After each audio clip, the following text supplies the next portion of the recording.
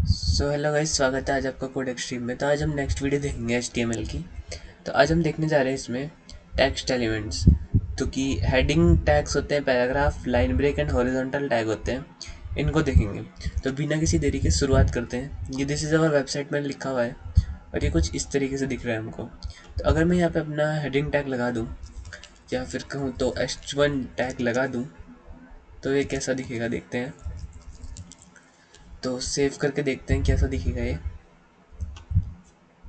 तो रिफ्रेश करा मैंने, देखो ये बड़ा हो चुका है क्योंकि हमने यहाँ पे हेडिंग टैग का यूज़ किया है। तो ये हेडिंग की तरह दिख रहा है अब, है ना। तो अब चलो बाकी के जो टैग्स हैं उनको भी यूज़ करके देखते हैं। तो इसको मैं कॉपी करता हूँ और पेस्ट करता हूँ इसी के नीचे। तो देखो अब क्या होगा। अब होगा जादू। जादू कुछ नहीं होगा। तो ये चौथा, पांचवा और छठा, तो हमें 6 टैग्स देखने को मिला के। ये H2, H3, H4, H5, H6 है ना। और उसी तरीके से इधर भी H2, H3, H4, H5, H6। तो ये हमारे 6 तरीके के हेडिंग टैग्स हैं, ठीक है। तो इसको सेव करके देखते हैं अब क्या होता है। रिफ्रेश करेंगे मामले को। अब ये देखो, जो H1 टैग होता है वो सबसे बड़ी हेडिंग होती है, H2 टैग उससे छोटी, H3 उससे छोटी, और सो ऑन, ठीक है। और H6 देखो कितनी छोटी होती है। तो इसका यूज़ भी उतना ही कम होता है, इसका यूज़ बहुत कम होता है, ठीक है। तो ये थे हमारे एच टैग्स, मतलब कि हेडिंग टैग्स सारे के सारे, ठीक है ना। तो अब अगली चीज़ हमें क्या देखनी है। अब अगली चीज़ हमें देखनी है पी टैग, यानी कि पैराग्राफ टैग। तो चलो इसको हटाते हैं और यहाँ पे लिखते हैं this, oh this is our website, ठीक है। तो इसको सेव करूँगा तो यहाँ पे कुछ इस तरीके से आएगा, दिस इज़ आवर वेबसाइट। अब इसी चीज़ को मैं पैराग्राफ टैग के अंदर भी लिखूँगा, P this is our website. तो क्लोज कर दिया टैग को। तो इस तरीके से लिख दिया है मैंने। इसको कर देंगे सेव एंड रिफ्रेश। तो भी देखो सेम तरीके से ही आएगा।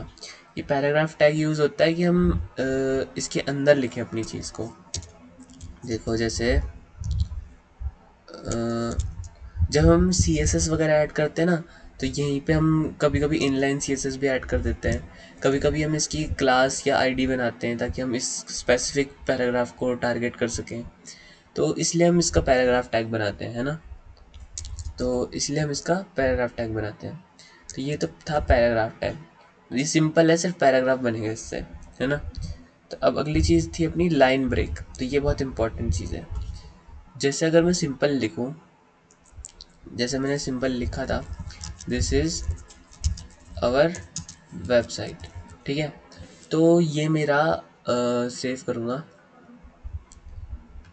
तो कुछ इस तरीके से आ रहा है, दिस इज़ आवर वेबसाइट। अब मुझे चाहिए कि इसके नीचे आ जाए दिस इज़ योर वेबसाइट, है ना, लिखा हुआ दिस इज़ योर वेबसाइट, पर इसके आगे ना आए, वो अच्छा नहीं लगेगा अपने को।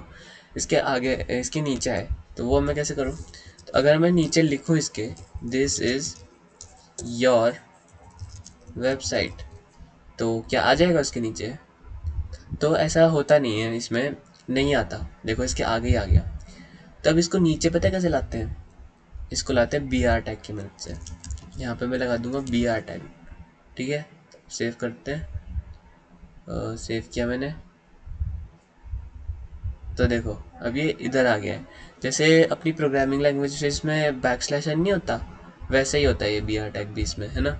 ये क्या काम करता है, जैसे ही आएगा लाइन को ब्रेक कर देगा और अगली लाइन से शुरुआत होगी फिर, ठीक है। तो ये था BR टैग, ये भी हमने देख लिया। अब अगली चीज़ क्या है, लास्ट चीज़ हमारी हॉरिजॉन्टल लाइन HR टैग। तो ये भी बहुत इजी है। देखो ये क्या करता है, मैं करके दिखा देता हूँ। जैसे मैं इसके अराउंड लिखूँ इस HR टैग को, क्या होगा। एक बार मैं सिर्फ ऐसे लिख के देख रहा हूँ, देखो क्या होता है HR टैग को। ये देखो, देखा तुमने क्या हुआ। HR टैग को जो हमने लिखा दिस इज़ योर वेबसाइट के आगे, तो उसके ऊपर एक लाइन खींच के आ गई, है ना। और इसको अगर मैं यहाँ पे क्लोज दे दूँ